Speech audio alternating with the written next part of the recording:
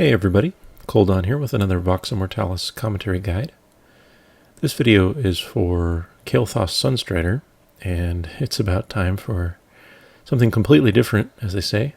So this is a solo guide to Kael'thas in Tempest Keep, 25 man, for a Feral Druid. And I imagine this fight will be completely different for a variety of specs and classes.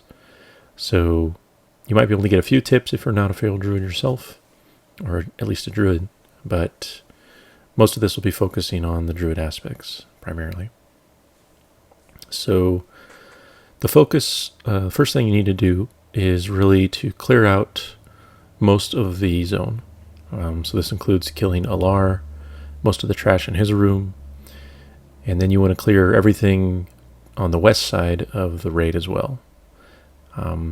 You don't have to kill Void Reaver if you don't want to, but you have to kill all the trash sort of leading up to that west side toward Kael'thas' room, and everything in the front entrance area as well.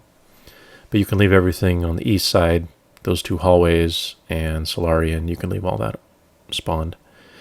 The reason for this is because the pathing that the game chooses, if something in Kael'thas' room aggroes you at the entrance, for some reason it just picks the path to the west side of the raid.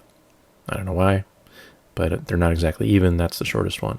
So anyway, once that's done, you can actually start the fight. So you'll run up to Kael'thas, as you saw, and just hit him with a ranged attack, or just get close to him, and he'll start his little spiel. And once he does that, immediately run out of the room. And as long as you don't take too long, you'll be out before he locks the doors behind you. So at this point, I run down to the entrance. So this is the first room off of Alar's room there, toward the zone in, and wait for the first advisor, which is Thaladred. And unfortunately, Thaladred is very slow, since he's meant to be kited, obviously, normally. So he doesn't move at normal speed, and this is being the first thing that you do in this fight. As you're learning it, you'll go through this a lot, and it's pretty boring. But the reason we pull him down here is to give you the maximum time during the third phase, when all advisors spawn simultaneously, to deal with advisors one at a time. So the positioning is really important. So I burn down Thaladred, and then I run back up toward Kael'thas' room, again taking the west path. And this will be for Lord Sanguinar, and he's probably the least dangerous of any of them. He just does his little AE fear every once in a while, and other than that, just kind of melees you. So the important thing is where you pull him to. And the reason that this is important is you want to keep him as far back as you can from Kael'thas' room, but not so far that you're too far from the Kael'thas entrance to get there in time before the third advisor spawns and gets in there. So I found that this basic area, kind of the corner between the two halls, was the best, because I have Druid Sprint. So if you don't have a Sprint, you'll have to pull him a little closer. So the idea is to get into this little cubby room here, just outside of the closed off doorway into Kael'thas' room, before the Grand Astromancer sort of gets there. So here, this is probably the trickiest part of the opening of the fight. And the goal here is to position Astromancer so that she can be tanked sort of in a corner. Basically, this means sticking her somewhere that you can corner yourself while you're meleeing her, and she'll still be in melee range. And this is because she will frequently use her Arcane Blast knockback. So you saw there, she initially was nuking me through the doorway. So I took a few steps back and tried to reposition her, and was able to get her just outside of that locked doorway, within a few yards of it, so that then I could position my back to that corner with her outside of it and still be in melee range. And this is very, very crucial. You have to do this if you're in melee. If you're a caster, it's probably relevant for the most part. But as a melee, you have to get that position just right. somewhere you can be in melee range, and the knockback will not put you out of melee range. This is for phase 3. That was probably the biggest thing that I had to spend the most time practicing. Now, once she dies, you may be stunned from her stun, and thus be sitting there for up to 10 seconds while the engineer spawns. And if that's the case, use some of your sprints and stuff so he doesn't catch you with his stun. But if you're not disabled as he's spawning, then you can easily get down here with just normal movement speed. So you pull him back to the location that you killed the first advisor. And the reason for this is because he's the fastest of the 3 normal movement advisors. Or I shouldn't say the fastest, but he's the one that will apply the stun.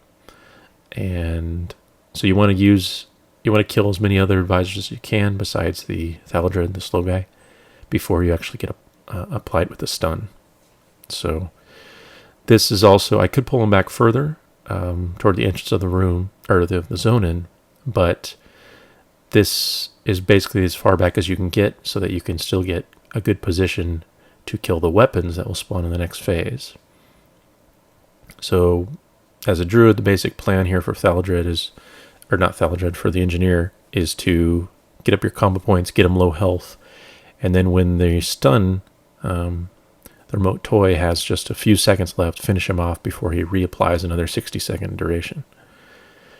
And then from there, use as many movement speeds as you can, and this will put you back up toward the Kael'thas room and prepare for the weapons. So again, it's all really about finding that position that works for your class and your movement abilities. So in this case, you want to kill the weapons sort of as far away. Well, I shouldn't say as far away. You want to kill them around a corner so that they bunch up and you can use AE effects. But you want to also be able to get back into range of the Astromancer before that phase activates on its own. So you can activate it early by killing all the weapons, but if you don't kill them quickly enough, the phase will just start on its own, and you want to be prepared.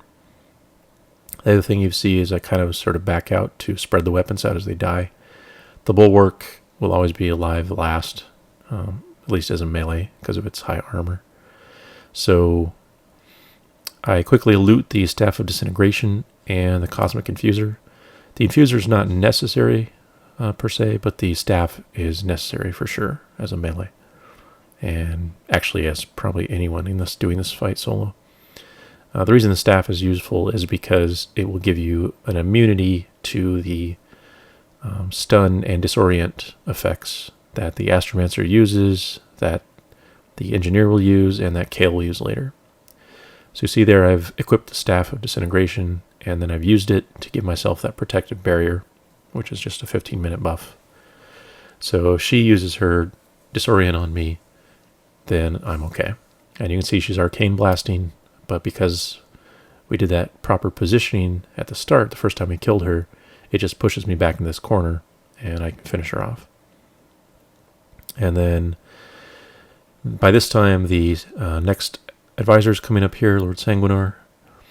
So you can switch to your regular weapon. You see I put on my Fandral's Flame Scythe, which is just my normal weapon.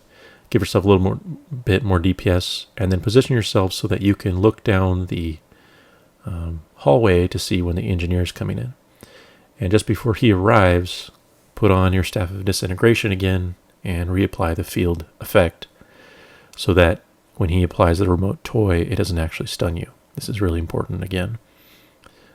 So it's just these little minor things. This is sort of why we positioned all these advisors spread out somewhat so you have a little bit of time to solo each one. So I should also mention at this point that the talent spec I use, I'll link in the YouTube comments, but it's pretty much a full cat DPS spec. I don't have the Fairy Fire talents, and I don't have, some of the weaker ones for like keeping RIP going under 25%, stuff like that, just because I'm not really dealing with that very much. So I have a little more damage reduction stuff. Key things are Predator Swiftness, King of the Jungle for that extra energy boost when you need it, the extra healing from Agility, and then just all the normal basic stuff that you would pick up for cat DPS. So you saw I finished off the engineer, kept the Staff of Disintegration equipped while the remote toy debuff was still on me, so I wouldn't be stunned. But then once that remote toy is off, then you can switch to your normal weapon and finish off the final advisor. And since Thaldra is pretty slow, the only real danger from him is letting his bleed stack too high. So you can pretty much kite him as you need to, heal yourself back up a little bit, and generally just kind of want to move down away from Kael'thas' room. So at this point, as soon as you see Kael'thas do his yell emote after you kill the advisor, start a timer. You can just do /SW to bring up a timer you see in the bottom right of my screen. And this is just to get an idea of when he's going to use his shock barrier absorb and start pyroblasting into the phase. He does this every minute, and probably the best thing to do is to install a boss mod for this old zone. I didn't have one installed, and so I just kind of ignored it. But that will give you an idea of when to expect the barrier to come up, so you know you have to burst him down and then interrupt pyroblast. That's really the most dangerous aspect of this. So make sure you put the Staff of Disintegration back on. This is to avoid getting disoriented by his AE disorient.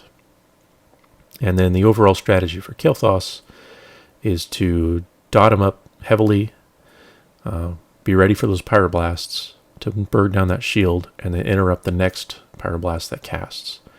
You can soak one pyroblast while his shield is up. You really won't be able to get through the damage that much. It's 80,000 absorb, so it's really hard to get it down and interrupt before that first cast completes. But you shouldn't have much trouble getting the second one if you're reasonably geared. And then don't forget to use your cooldowns when you're absorbing the pyroblasts as well.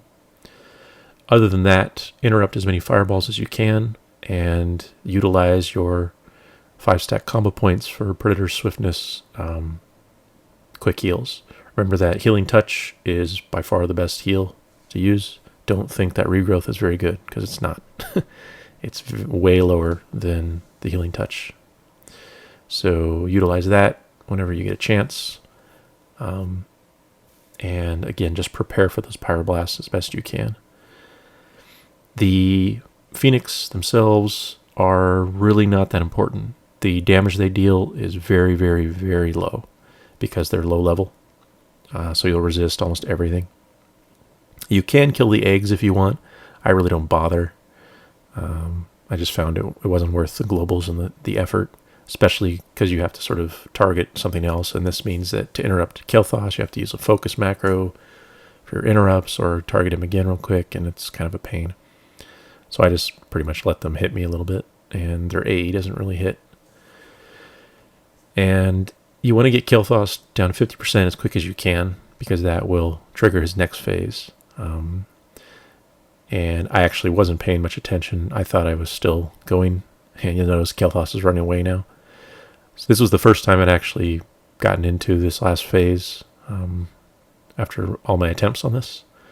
So if I had been paying attention, you can actually just run after him and still beat on him while he's running away. So, but it doesn't really matter. At this point, unless you make some major mistakes, the hard part is over, and it's really just cleanup. So I kind of just wait. He's got a long section of sort of emotes and role-playing to go through. So I'm going to kill off some of the Phoenix that are left over. But I should mention on the previous phase while you're fighting Kael'thas, do not be afraid to sort of run away after a pyroblast interrupt phase is over and heal yourself up. Like, take full advantage of your dot mechanics that you have to deal damage, and the only real danger to this fight is that pyroblast section. Fireball can be line of sighted, but pyroblast cannot. And fireball can also be outranged if you get far enough away.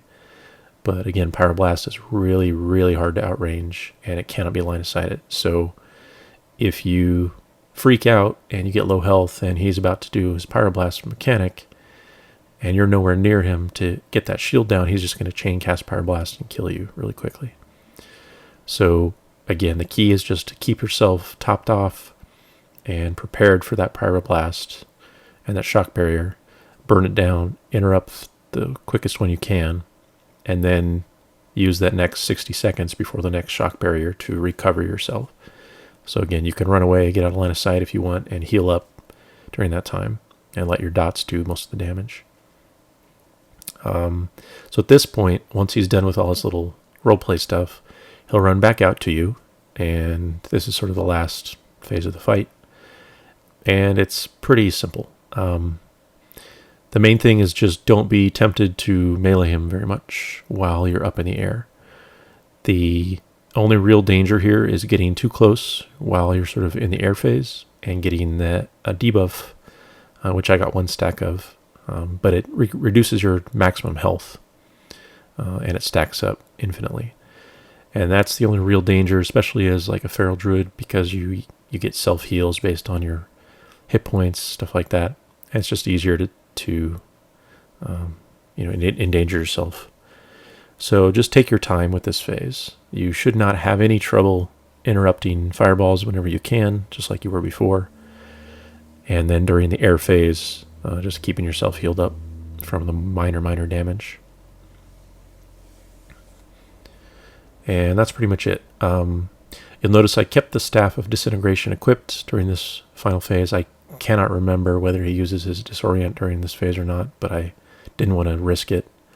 So it's, if you know for sure that you can get away without using it, then by all means. And I mentioned I looted the Cosmic Infuser previously. That's mostly for the phase before, from 100% to 50. The portion after Pyroblast where you're running away, you may find that you want to use that to give yourself some damage reduction, because it reduces the fire damage by 50%. But the risk here is that if he does his Disorient and you're in line of sight, that's way worse. So I actually didn't end up using it at all, really. So I should also mention that I have a few warnings that I created, just kind of to give me an indicator of what weapon I have equipped, so I don't screw myself up. I also have a few macros. I'll include those. You can kind of see the text here in the corners right now. This is just to equip my staff and use it and go back to my regular weapon, since there's a lot of swapping going on. And yeah, so that's how to solo Kael'thas 25 as a Feral Druid. So thanks for watching and good luck.